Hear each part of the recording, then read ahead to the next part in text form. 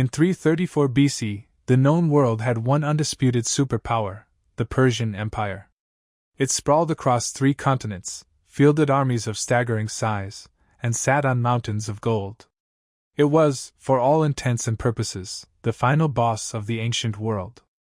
And yet, it was brought to its knees in just a few short years by a 22-year-old king from the backwater hills of Macedonia, leading an army that could barely fill a single Persian province.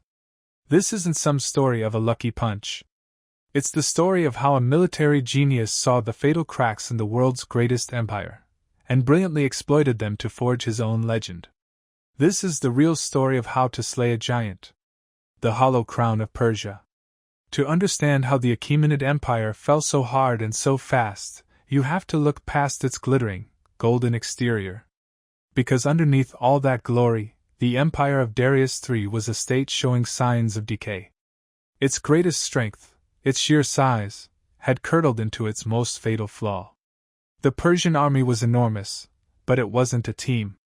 It was a massive collection of conscripts pulled from dozens of different provinces, or satrapies. These men spoke different languages, prayed to different gods, and fought in completely different styles. Imagine trying to command an army where half the units can't understand the other half's orders. They had very little loyalty to each other, and even less to a distant king they'd never met. So, unlike Alexander's tight-knit, professional force, the Persian army was a clumsy, undisciplined beast that was slow to assemble and even slower to react on the battlefield. This division went all the way to the top. The Persian court was a hotbed of backstabbing and intrigue. Darius III himself had only taken the throne through a chaotic series of assassinations. Many of his regional governors, the satraps, were more interested in their own power than in defending the empire. This bred deep mistrust and instability. When Alexander invaded, he wasn't just fighting an empire. He was pushing on a structure that was already groaning under its own weight. In fact, some provinces, like Egypt, were so tired of Persian rule they welcomed him as a liberator.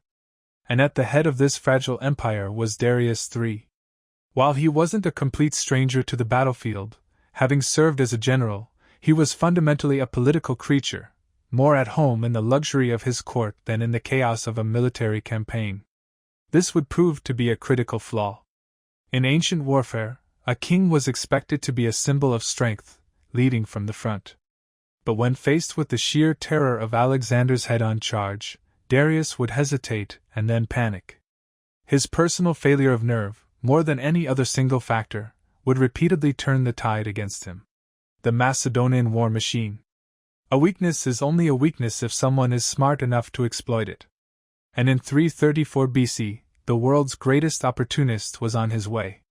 Alexander of Macedon was everything Darius was not. He was young, relentlessly ambitious, and a military prodigy trained by his father, Philip II. He didn't just inherit a war with Persia, he inherited the perfect tool to win it, the Macedonian army. This was arguably the most professional and lethal army the world had yet seen. It was a cohesive, highly disciplined force where every single soldier was a career warrior.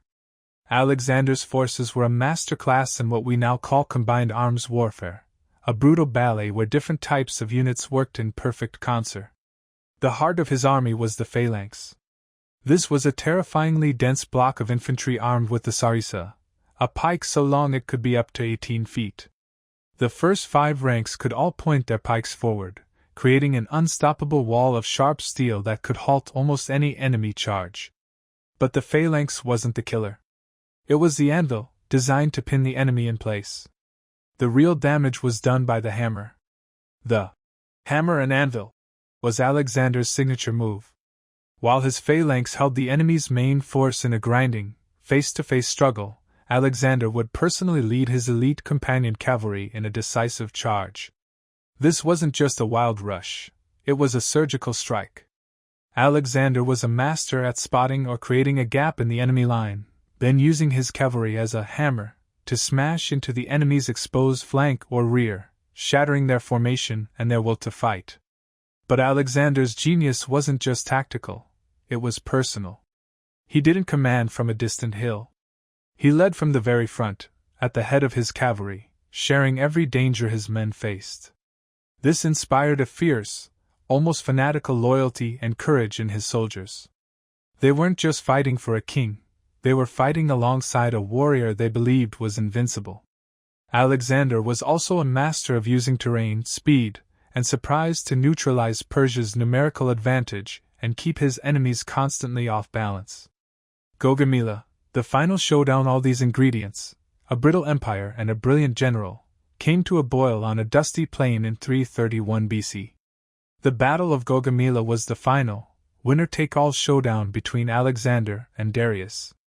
Darius had learned from his earlier defeat at Issus.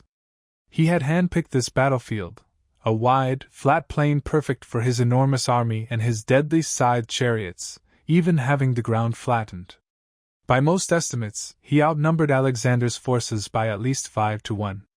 This time, there would be no narrow passes or tricky terrain to help the Macedonians. This was going to be a battle of pure strength. As the battle kicked off, Alexander did something bizarre. He didn't charge straight ahead.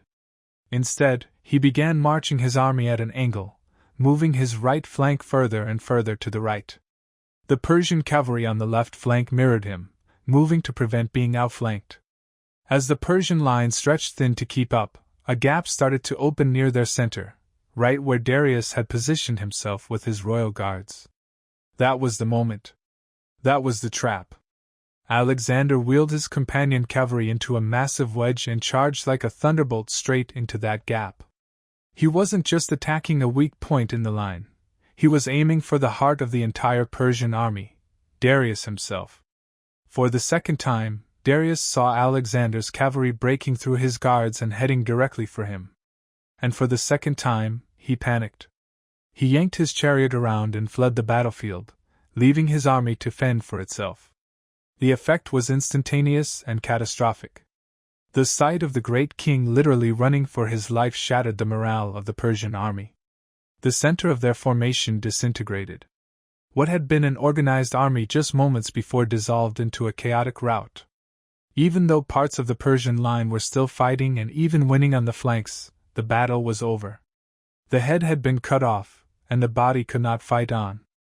The king is dead, long live the king. Gaugamela was the end of the Achaemenid Empire. Alexander pursued Darius, who was ultimately betrayed and assassinated by one of his own satraps, Bessus. With the king gone for good, the empire collapsed. Alexander marched into the great cities of Babylon, Susa, and Persepolis, capturing treasures that had been stockpiled for generations. The unimaginable wealth of Persia now funded Alexander's future campaigns. But Alexander knew that conquering an empire was one thing, ruling it was another. He understood he couldn't just rule this vast, diverse territory as a Macedonian. In a brilliant political move, he began a policy of fusion, adopting Persian customs, wearing Persian-style dress, and even marrying a Persian princess. He integrated Persian nobles into his army and government, presenting himself not as a foreign conqueror, but as the legitimate successor to Darius.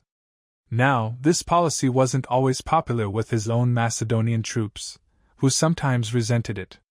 But it was a pragmatic choice that helped stabilize his new empire and laid the groundwork for a new Hellenistic age, where Greek and Eastern cultures would mix to create something entirely new. The strategies Alexander used to topple an empire are still studied today. If you enjoy breaking down the tactics and psychology of history's greatest commanders, make sure to subscribe and hit the notification bell for more stories about how legends are made. Conclusion. So, why did Alexander the Great crush the Persian Empire? It wasn't just luck, and it wasn't just military might. It was a collision of a fragile, politically divided empire led by an indecisive king, and a small, professional, and intensely loyal army led by a once-in-a-generation military genius. The Persian Empire wasn't just beaten by brute force. It was surgically dismantled by a commander who saw its deepest weaknesses and had forged the perfect army to exploit them. Alexander didn't just defeat an army on the field. He targeted its leadership, shattered its confidence, and then skillfully took its place. He saw the cracks in the giant's armor and, with the force of his ambition and the brilliance of his strategy, He struck the blow that brought an empire to its knees and created his own eternal legend.